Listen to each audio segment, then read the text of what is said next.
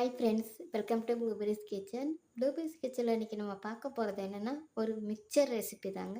அது என்னென்னா, அந்த காலத்து 90s கிட்ஸ்லேருந்து இந்த காலத்து குழந்தைங்களுக்கும் பெரியவங்களுக்கும் ரொம்பவே பிடிச்ச ஒரு ஓமப்பொடி ரெசிபி தாங்க இன்றைக்கி நம்ம வீடியோவில் பார்க்க போகிறோம். இப்போ வாங்க நம்ம ரெசிபிக்குள்ளே போகலாம். ரெசிபிக்குள்ளே போகிறதுக்கு முன்னாடி இப்போ தான் நீங்கள் ப்ளூபெரிஸ் கிச்சனை முதல் முறையாக பார்க்குறீங்கன்னா மறக்காமல் கொஞ்சம் சப்ஸ்கிரைப் பண்ணிக்கோங்க. பக்கத்தில் இருக்கிற பெல் ஐக்கானையும் ப்ரெஸ் பண்ணிக்கோங்க.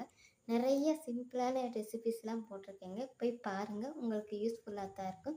இப்போ வாங்க நம்ம வீடியோவை ஸ்டார்ட் பண்ணலாம். முதல்ல மிக்சருக்கு மாவு பிசைறதுக்கு முன்னாடி கொஞ்சோண்டு ஓமத்தை நம்ம ஊற வச்சு எடுத்துக்கலாங்க. ஒரு டீஸ்பூன் அளவுக்கு ஓமம் எடுத்து வச்சுருக்கேன். இப்போ நம்ம கொஞ்சோண்டு சுடு தண்ணியை ஊற்றி நம்ம இந்த ஓமத்தை ஒரு 5 நிமிஷம் ஊற வச்சு எடுத்துக்கலாங்க. சுடுதண்ணி நமக்கு கை பொறுக்கிற அளவுக்கு சூடுல இருக்கணுங்க. இப்போ நம்ம ஓமப்பொடிக்கு மாவு ரெடி பண்ணிக்கலாங்க. ஒரு கப் அளவுக்கு நான் கடலை மாவு எடுத்து வச்சுருக்கேன். 1/4 கப் அளவுக்கு அரிசி மாவு. எந்த கப்பில் நம்ம கடலை மாவு எடுத்தோமோ அந்த கப்புக்கு 1/4 கப் அளவுக்கு அரிசி மாவு. கொஞ்சம் கிறிஸ்ப்னஸ் கிடைக்கும், அதுக்கு தான். கொஞ்சம் கலருக்காக நான் மஞ்சள் பொடி சேர்க்குறேன், 1/4 டீஸ்பூன் அளவுக்கு. உப்பு தேவையான அளவு. ஒரு டீஸ்பூன் அளவுக்கு எண்ணெய் சூடாக்கி ஊற்றிக்கோங்க. உங்கள்கிட்ட பட்ரு இருந்தால் நீங்கள் பட்ரு சேர்த்துக்கலாங்க. நான் இன்றைக்கி எண்ணெய் சூடாக்கி நான் சேர்க்குறேன். முதல்ல நம்ம ஓமம் ஊற வச்ச தண்ணியிலே நம்ம இதை கொஞ்சம் மிக்ஸ் பண்ணி எடுத்துக்கலாங்க. நான் வடிகட்டி எடுத்து வச்சுருக்கேங்க.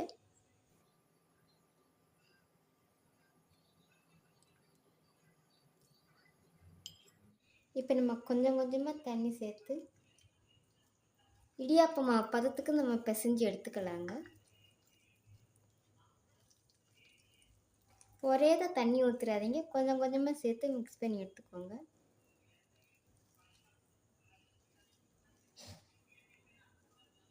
இப்போ நான் இதை இடியாப்ப மாவு பதத்துக்கு பிசைஞ்சு எடுத்துருக்கேங்க. பாருங்கள், அப்படியே நல்லா சாஃப்டாக இருக்குது. அந்த மாதிரி நம்ம இதை பிசைஞ்சு எடுத்துக்கிறணும் இடியாப்ப மாவு பதத்துக்கு. இப்போ இதை இருக்கட்டுங்க.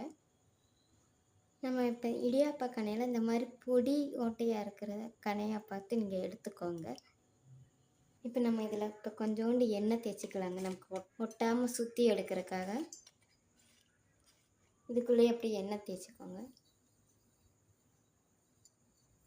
பாருங்க ஃப்ரெண்ட்ஸ், நான் இப்போ எண்ணெய் அப்ளை பண்ணி எடுத்து வச்சுருக்கேன்.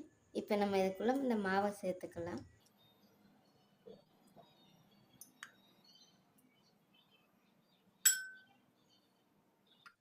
நான் இப்போ இந்த சுற்றுறதுல எண்ணெய் அப்ளை பண்ணி வச்சுருக்கேங்க.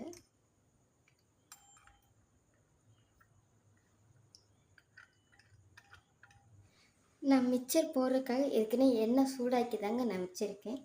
சிம்மில் வச்சே தான் நம்ம மிக்சர் போட்டு எடுத்துக்கணும். ஹையில் வச்சு போட்டோன்னா ஏமா கரிஞ்சு போகிறதுக்கு சான்ஸ் இருக்குது, அதுதான். இப்போ நம்ம மிக்சரை இந்த மாதிரி சுற்றிக்கலாங்க.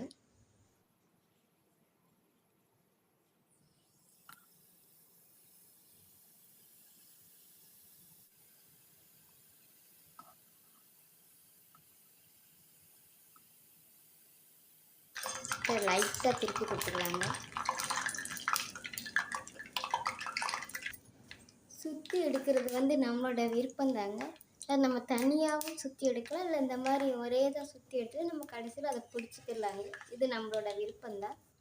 இப்போ நமக்கு இது ஃப்ரை ஆகி வந்துருச்சுங்க. இப்போ இதை நம்ம எடுத்துக்கலாம். பாருங்கள் ஃப்ரெண்ட்ஸ், நான் இப்போ எல்லா மாவையும் ஓமப்பொடி போட்டு நான் எடுத்து வச்சுருக்கேன். இப்போ இதை நம்ம பொடிச்சிக்கலாம்.